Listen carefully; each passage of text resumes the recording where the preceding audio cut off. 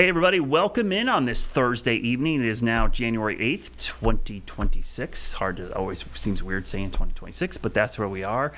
It is a warm day, but much cloudy in the last couple of days. We've got a lot to talk about weather-wise today because we've got this warm pattern, maybe thunderstorms for the weekend, the Panthers game. It should be interesting. Big dramatic change going into next week. So everybody who's wondering where winter is, it is going to make a comeback. We are off to a super warm start here in January. I think we're up like 7.5 degrees above average for the month already, so it's been pretty crazy. Today, we'll take a look at the radar and satellite. Plenty of clouds out there today. If we had sun, we would have easily been into the 70s. We still made it well into the 60s, and tomorrow, just a heads up, the record high is just 72. There's a pretty good chance we're going to get close to that tomorrow, even with cloud cover. But you can see the storm system that eventually is going to change all this and bring us a chance of rain. We're going to talk about the rain because we need it desperately. We are in a significant drought right now. In the winter, it's sometimes hard to tell because you're not mowing your grass, you're not filling up pools, you're not growing stuff, so you probably don't notice, but it is really, really dry. We have not had much rain. We would love to see a wet, cold winter to make things perfect for the spring, but right now it's been warm and dry, and that's a typical La Nina pattern. Look, here we are at 6:30. It's still in the 60s. That's 10 degrees above average for this time of year, and tonight we might barely get back to the low 50s, which is our average high temperature for this time of year, and definitely going to see some warmer temperatures tomorrow. Now, there is rain in the forecast tomorrow. It's pretty isolated, though, right around the evening commute. So just a heads up, before you leave the house tomorrow, maybe grab the umbrella. You haven't had to use it a lot this year, but there's a good chance you're probably going to use it at some point as we go through the day. And eventually on Saturday, you might have to use it again, or the poncho for that Panthers game. You could see upper 60s to near 70 with a 40% chance of rain. The record, again, is 72 degrees tomorrow, so there's a chance we could break that. And it wouldn't take much, just an hour, maybe 2 hours of sunshine, and we could easily kind of blowtorch up into the 70s. So why do we need the rain? Drought monitor came out today, and this wasn't a big shock, but it's still kind of weird when you see it. Our entire area, including Tim and I's our area, we're under moderate to severe drought. This isn't just abnormally dry now. This is getting pretty significant. Severe drought means you've got some water issues starting to develop. Agricultural, wildfire, water supplies, stream flows, lake levels. Those are the things that start wells. It really doesn't matter how wet your ground is as soil. That's not really a good indication. Soil moisture becomes more of an issue as we get into the growing season, but this time of year, it's those other factors. Remember, it's just not rain. It seems kind of weird to say that. It's the impacts the lack of rain has. So if we start seeing impacts of water flows and wildfires and grasslands being dry, that's where you start to see these higher levels of drought, and that's what we're seeing right now. Now, going into the weekend, I don't often show the dew point forecast in January, but I'm going to have to show it to you because 60s for dew points on Friday and Saturday. That's disgusting, honestly, for January. I mean, that's what we consider humid any time of year, but in January, you might have your heat on and turn that, and have humidity. And this will also cause what we call ground sweat. You probably have seen this a couple times this week. The ground is pretty cold because of the nights. When you get humid air like this, just like a glass of iced tea or lemonade or something like that on a hot, humid day, the ground is so cold right now. When this humid air moves in over it, it'll cause condensation on the ground. You'll think, is it raining? No, just everything gets that kind of damp feeling, especially like your patio or even your car, especially roads and stuff like that. So here's the future cast. We could see the big warm front coming through. That's what's going to usher in that hot, humid air. The cold front approaches. We've got some big storms in the forecast the next couple of days to our west. And then the front comes barreling in Saturday. But you may have noticed it didn't look that strong. Let me show you how this unfolds. Severe weather today. We actually had some tornado warnings in Oklahoma early this morning. Could see some tornadoes tomorrow in parts of Mississippi, Alabama, Tennessee. We're technically under a low risk. I think this is a little overdone. Remember, this just means a 5% chance of a severe storm within 25 miles. It's a pretty low threshold. So overall, I think this is a little high, actually. I think it's probably a 1% chance. And just to show you, there's not a ton of fuel for storms. Now, I will say, this time of year, you don't need a lot of fuel because what we lack in warm, humid air in the winter, we make up with dynamics. The one thing, for everybody who loves warm weather in the winter, I feel you, I get you. I like 1 or 2 warm days. But one of the negative effects of warm weather in the winter, when you have warm air in the wintertime, the jet stream in the winter is super strong. You put that over the top warm, humid air, you tend to get really severe weather. That's why severe weather season is in the late winter and spring, because that crossover happens. But when you get it in the winter, it's even worse sometimes because the jet stream is even stronger. So the energy in the atmosphere is off the charts. You only need a little bit of fuel to kind of get it going. And so even a small area of thunderstorm fuel could lead to storms. So let's break this down hour by hour. A few pop-up showers tomorrow. Certainly not a great day, kind of cloudy. That's why I think upper 60s likely, but hey, a break in the sunshine in those cloud cover could definitely get us to 70s. Scattered showers there in the evening, but look at Saturday morning. Some heavy rain. So for the lack of rain in the Piedmont, there certainly is going to be plenty in the mountains. A little bit of uplift there will help them out, and this might be the heaviest rain they've seen in a couple months in parts of the mountains, especially the southwest mountains. Notice as we go through the day, Saturday, 1 o'clock, tailgate's probably going strong. People out and about. If you are tailgating for the Panthers game, bring a poncho, have a tent, have some kind of cover, because the longer you spend outside Saturday, the higher the chance you're going to run into a shower. I'll spit it out. Statistically, more likely that you're going to see a shower at some point. If you're just doing an hour or two, you probably could avoid it. But notice the rain chances by about 4 o'clock. There's your rain chances. Doesn't look great. I mean, it's not super bad. It's just an isolated shower. It certainly looks like the front weekends, but there could be some light rain or drizzle around. I don't certainly see anything like a downpour like we saw down in Tampa last weekend. We were watching that game. That looked like misery down there with the deluge. And the last time LA was here, it was 47 and drizzle. This certainly is not 47 and drizzle, but it looks like 70 and maybe thunderstorms. I can't believe I'm actually saying that. Just to show you how much rain we could end up seeing. This is the rainfall forecast through Sunday morning. Look how heavy the rain is in the mountains, over an inch. But in Charlotte, just over 4/10. So it's not super heavy. And notice how the rain tapers off to the southeast. We call that a gradient. So there's very little rain the further southeast you go. And that kind of tells you this thing's going to be weakening quite a bit. So the Panthers forecast, we'll update this again tomorrow. Please stay tuned. This is not written in stone because of the timing of the front. This could fluctuate. The temperatures aren't going to change all that much, but the rain chances could fluctuate a little bit here and there. Right now, I'm going to keep the rain chances at 50%, pretty scattered. And if I were to say what's probably the highest chance of rain, probably going to happen early in the game and improve as the game goes on, but pretty warm, pretty humid, as I mentioned. It's not going to exactly feel like January out there as we see that move in. So real quickly, we'll jump to the 7-day forecast from Jerry Hunt, because we'll talk more about this with Tim with the forecast this week as we get ready for Panthers. But you can see temperature's pretty warm the next couple of days, but as we go into next week, don't worry, winter's going to make a comeback. We've got a dip in the jet stream on the way and cooler weather that should be here certainly by Monday, but another surge late next week, and that to me is the real deal. That's the more significant pattern change back to winter by the end of the week. So stick around. We're going to talk about an infamous winter storm here in the Carolinas, the drought monitor, and we'll probably get into this forecast for the Panthers game again coming up in 2 minutes. So stick around and stay right there.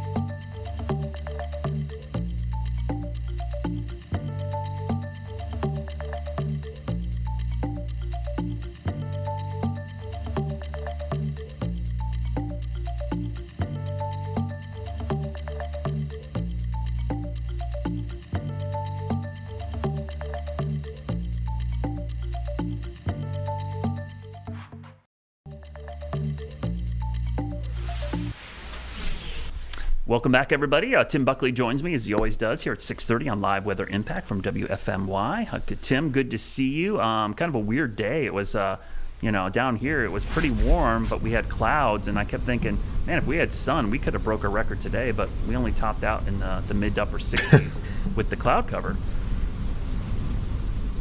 It was a lot cooler here. We still had a warm day, but, our dew points were a lot lower. The humidity was a lot lower. We only got up to about 62 this afternoon. Wow. So a bit of a difference. Yeah. The clouds shrouded things a little bit, as you know, that filtered sunshine, not quite the same, like you were saying. Still warm. Still warm for January, but it didn't feel to me quite like it did yesterday when it really felt unnaturally warm. And I think we're going back to that, right? Going into Saturday, I saw you showing the dew points. Gosh. That's going to be something we haven't felt for quite a while with the moisture that'll be with us. Yeah, I definitely said it's kind of disgusting for January to see 60s and dew points. That doesn't feel right.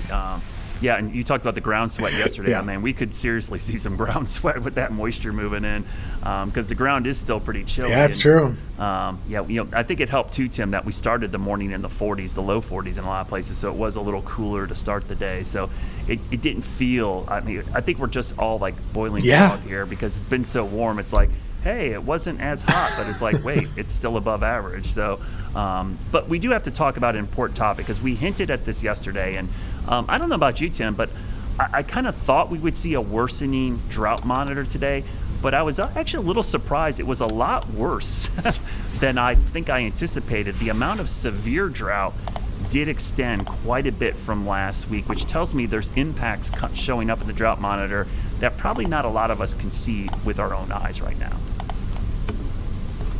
It definitely, it activates a different part of your brain when you see us get into that severe drought category. It definitely feels a bit more serious, a bit more actionable, and it just calls more attention to the fact that, we need rain, and we've been saying that since basically back in August and September. Yeah. So this is not a short-term problem.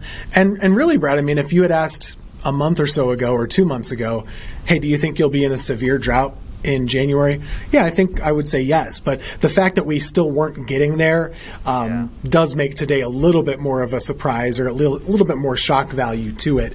But I think it's warranted. The rainfall deficit just continues to get a little bit worse week after week. Yeah, and some of the things I've been looking at, there's a lot of categories that go into this. I think when people think of drought, they immediately think of rain, Tim, right? That makes sense, right? But as we both know, rain is a part of it, but it's really the impacts of the lack of rain. So sometimes you can get rain, but if there's stream flows are low or soil moisture or one of the things, lake levels, things that don't recover as quickly from a recent rain, you can still be in a drought if there's impacts indicated. And it really feels like, since we're not in the growing season, that the impacts now for the drought monitor are more those water resource related and also wildfire. We should mention that we definitely have a wildfire risk because of how dry and dormant everything is. But it does feel like maybe those water resources are coming into play more now. I think so too, and that's going to be something that we continue to watch. And the State Climate Office put up a nice graphic. I'm just going to punch that up on my screen if that's okay, guys.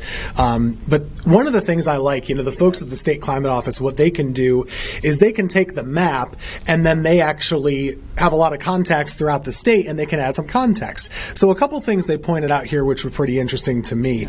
Number one, Hickory's gone about 18 days in a row without any rainfall, and they've only had an inch and a half in the last 30 days. So that's a stat. But here's some other things that aren't weather stats. Up in Stokes County, if you're familiar with Hanging Rock State Park, that's Stokes County, that part of the state, northern Piedmont.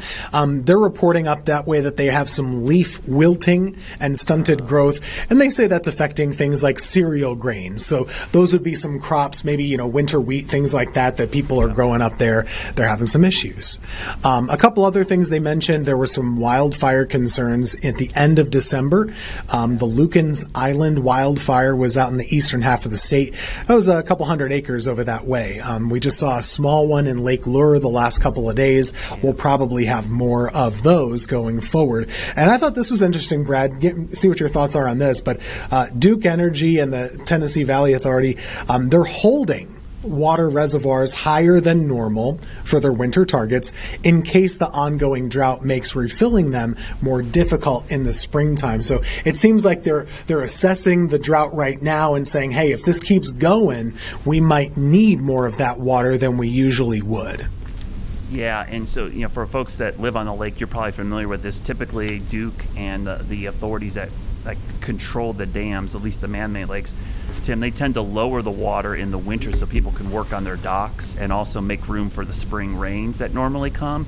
So the fact that they're not really doing that tells you they're probably worried that those rains might not be coming. And so that is problematic because typically this is the lowest water levels of the year. And I was just looking at the Duke website for Lake Norman. They do have their low water protocol in effect, and they've had it in effect since late November, which basically means there's no water restrictions, Tim, but they are asking the community to be mindful of water use and water conservation. So it does sound like at least they want people to be aware of the fact, like, hey, we need to be careful, because their target level is around 95.6, full pond is 100, minimum is 92.6. I'm trying to look where they are right now. They're holding steady at 95.4, like you said. So it sounds like they're holding water because normally they'd be closer to that min this time of year. And no inflow or outflow. So that means there's no water coming in or going out of the lakes right now. It's just sitting there.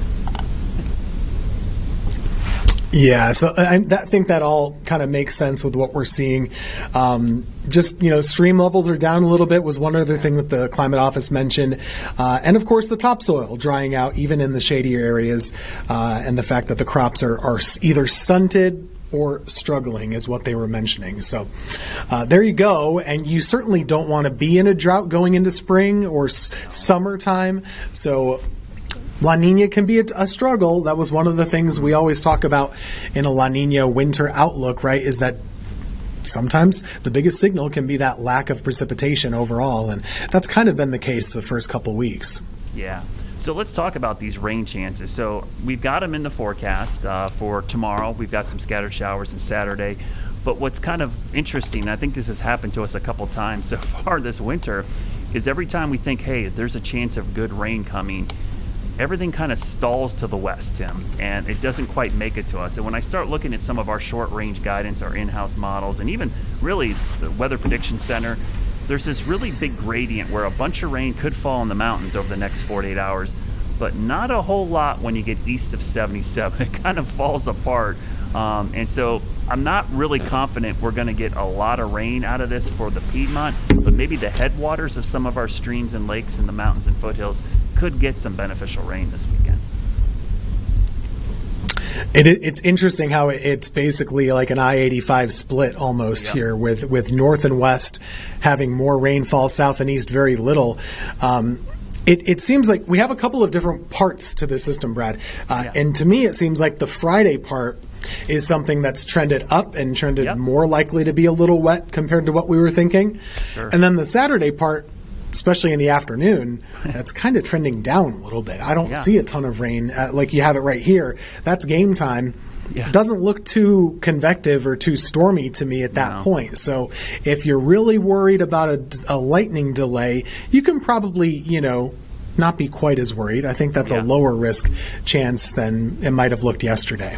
Yeah, as I was just telling Jeb, our producer here, I said, 2 days ago I probably would have been more worried than I am right now for lightning there coming up on Saturday. You came up with a great graphic, and we've shown this a couple times, but let's show your graphic about rainfall needed to end the drought. I think this is always a good measure of like how bad the drought is, because when you think about some of these numbers, Tim, I think in the Charlotte area it's like 8.1, but you put 7 to 8, that's about right for an average. That's roughly like 2.5 times your monthly normal rainfall to get in a 1 month. Exactly. That's a lot of rain. And so just normal rain, this is why normal rain doesn't help you. You actually need more than normal rain, right, to get out of a drought. But this is a good indication of how much we need to kind of end everything. Yeah, you need quite a lot. So they break up the state into some of these little climate divisions, and there are different stats for each point. But basically, you need about a half a foot of rain right now to get out of the drought in the northern Piedmont, and a bit more than that. The climate region that includes the southern mountains over in the Alps, it reaches up to like 9-10 inches for what they would be needing to fix this.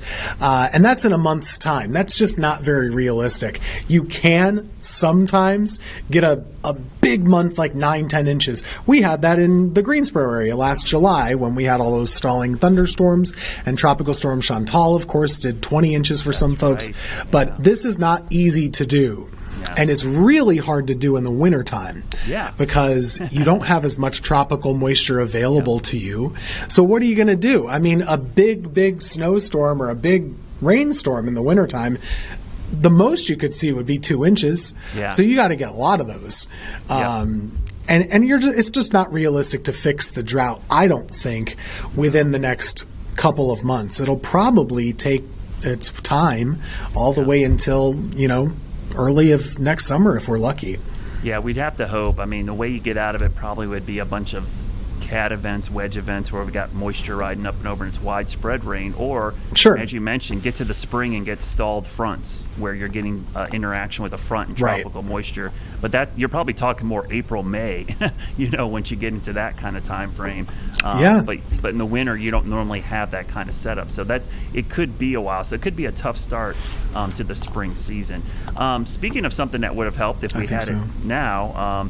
I love talking about past storms, but I actually forgot about this one. But today was an anniversary of a big winter storm across the southeast, and this was January 5th and 8th, 1988.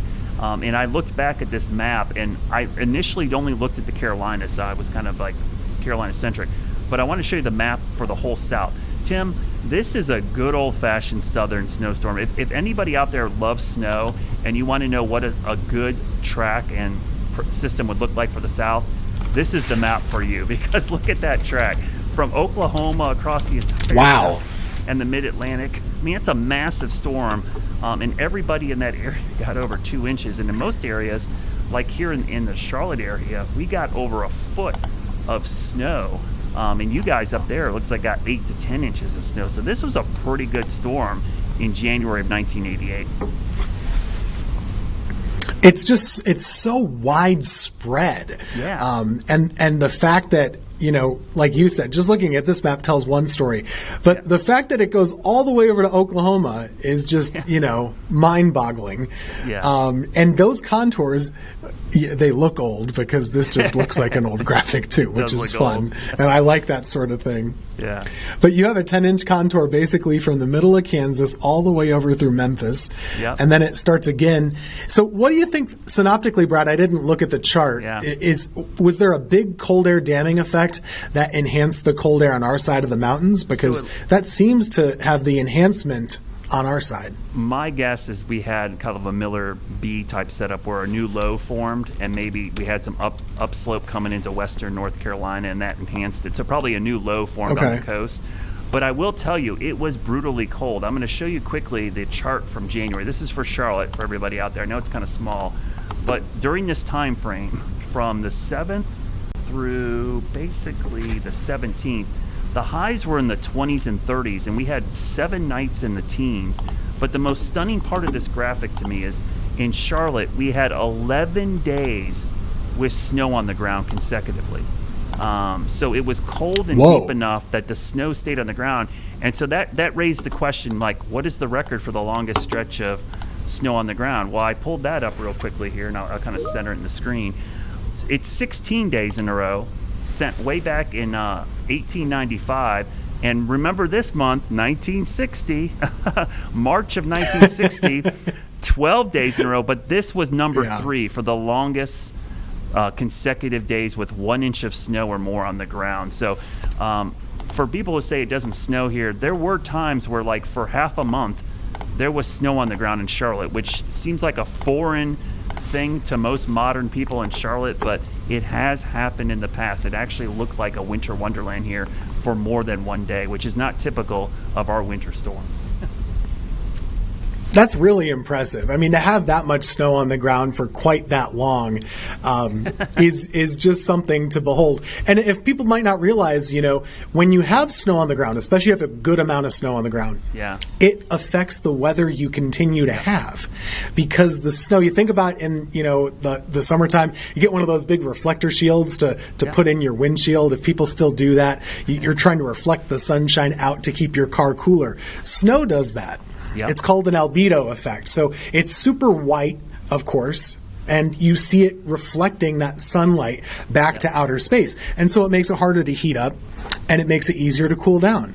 And so that can keep you colder a little bit in the days following a big snowstorm. I just quickly looked into that stat for Greensboro because I was curious.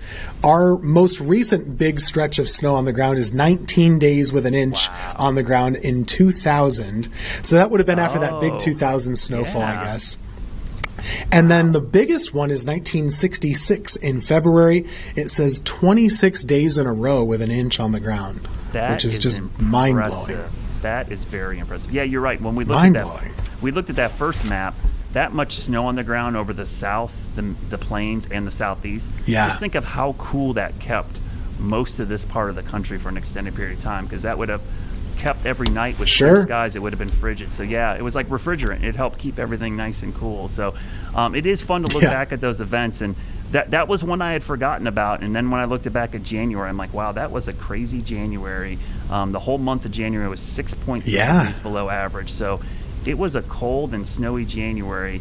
And the crazy thing is that wasn't even the snowiest January of all time. So we actually had one with 13 inches of snow. So there are some big storms this time of year. But right now, we're talking thunderstorms, Tim. But eventually, trust me, there will be a storm on the track. And I think before the winter's over, we'll be talking about a winter storm at some point. I think it's just destined to happen. We act like it can't happen. It seems like it can't, but it can. Just think last year, New Orleans got like a foot of snow, right? Yeah. So the whole Gulf Coast had one of these same kind of storms that just happened. We've just been unlucky up here. So don't fret yet. Yeah. That's all the time we have for tonight. Stick around. We got more news coming up right here on The Plus.